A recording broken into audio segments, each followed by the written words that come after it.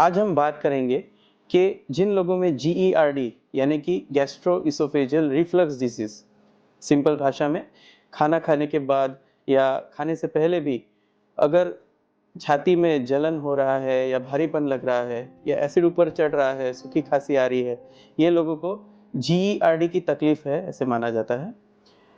GERD और सोने की पोजीशंस में क्या कनेक्शन है, इस बारे में आज हम बात करेंगे। इसके लिए हमको पहले समझना पड़ेगा कि शरीर की रचना कैसे होती है, अन्ननली, जठर और उनके बीच का वॉल्व, ये सारों का जीईआरडी होने से क्या संबंध है। अगर हम एक व्यक्ति को देखें तो मुंह से लेके जठर तक बीच में अन्ननली आती है, ये 25 से 30 सेंटीमीटर की होती है। उसके बाद जठर यानी कि होजरी रहता है, स्टमक कहा जाता है। स्टमक और ईसोफेगस के बीच में एक वॉल्व होता है। ज़्यादातर टाइम ये वॉल्व बंद रहता है, पर जब भी आप कुछ खाना खाते हैं या कुछ लिक्विड आप इंजेस्ट करते हैं तो थोड़ी देर के लिए 2-3 सेकंड के लिए वॉल्व खुलता है, वो खाना या लिक्विड वहाँ से पास होता है और वापस वो वॉल्व बंद हो जाता है। ये नॉर्मल मैकेनिज्म है। जिन लोगों में जीईआरडी बीमारी मौजूद है उन लोगों में आइदर ये वॉल्व बार बार खुलता है या ये वॉल्व पूरी तरह से बंद नहीं होता है। उस कारण स्टमक में जो एसिड और फूड मौजूद है वो ऊपर आने लग जाता है। स्टमक की दीवार कुदरत ने ऐसे बनाई है कि वो एसिड को सहन कर सकती है क्योंकि वहाँ पे डाइजेशन होता है, बट अन्ननली की दीवार एसिड के लिए सेंसिटिव होती है। तो जब भी ये एसिड या फूड ऊपर चढ़ने लग जाता है हमको तकलीफ शुरू हो जाती है। अब ये सारे मैकेनिज्म का संबंध सोने के साथ कैसे होता है, तो सबसे पहले तो अगर हम रिसर्च की बात करें तो बहुत सारे रिसर्चर्स के बाद साइंटिस्ट को ये पता चला है कि जब भी हम सोते हैं तो निद्रा अवस्था में हमारे शरीर में ये वॉल्व बार बार खुलता है। इसे ट्रांजिएंट रिलैक्सेशन पीरियड कहते हैं। इस पीरियड दौरान ये वॉल्व पूरी तरह से बंद नहीं होता है और एसिड थोड़ा बहुत ऊपर चढ़ता है। इसलिए जीईआरडी के पेशेंट्स में काफ़ी बार हम ये पाते हैं कि रात के समय उनकी नींद डिस्टर्ब होती है। काफ़ी बार उनको एकदम मुंह में खट्टा पानी या वॉमिटिंग जैसा एहसास आ जाता है और काफ़ी बार उनको उठ के बैठना पड़ता है ताकि उनको वॉमिटिंग या खांसी ना हो। अगर हम देखें तो जो मैंने आपको समझाया है, ये अन्ननली है, ये जठर है। यहाँ पे एसिड, फूड, पानी सब मिक्स होके 2-3 घंटे के लिए डाइजेशन होता है और बीच में एक वॉल्व रहता है जो ज़्यादातर बंद रहता है। जीईआरडी पेशेंट्स में ये वॉल्व पूरी तरह से बंद नहीं होता है, इसलिए स्टमक का पूरा कंटेंट ऊपर चढ़ने लग जाता है। अब हमारी जो सोने की नॉर्मल कॉमन पोजीशंस है वो ये 4 है।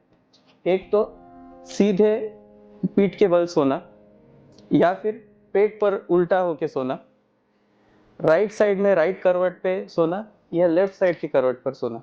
ये पोजीशन से जीईआरडी पेशेंट में क्या तकलीफें होती है, क्या फायदे होते हैं।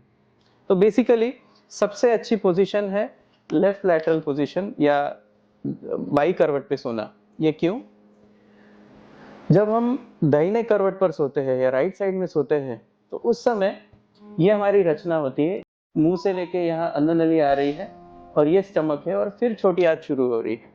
बट आप अगर देख पाएंगे तो स्टमक की हाइट ईसोफेगस के ऊपर है, तो स्टमक में जितना लिक्विड बन रहा है ये इजीली ईसोफेगस में जा पा रहा है, इसीलिए अन्नली नली में जा पा रहा है।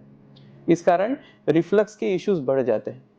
जबकि अगर हम बाएं करवट पर सोते हैं तो उस समय अन्ननली की जो हाइट है ये स्टमक से ऊपर होती है।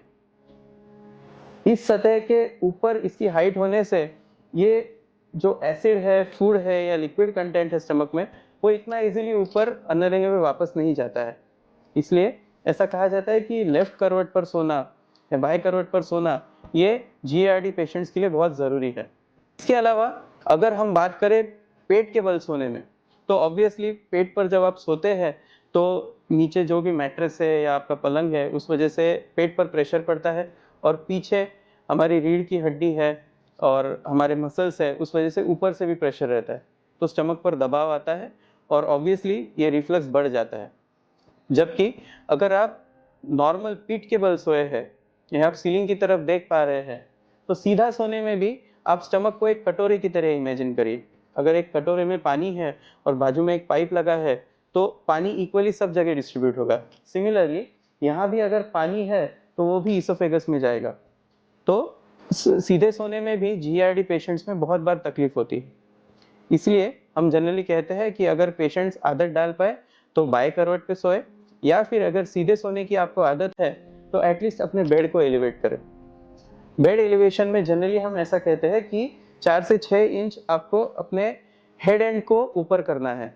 हमारा जो सिर वाला एंड है पलंग का, उसके नीचे ईंट लगाकर या फिर पीठ से लेके हमारे सर तक नीचे तकिए लगाकर, ताकि ग्रेजुअली हेड एंड ऊपर हो जाए, इस प्रकार से हमको सोना है।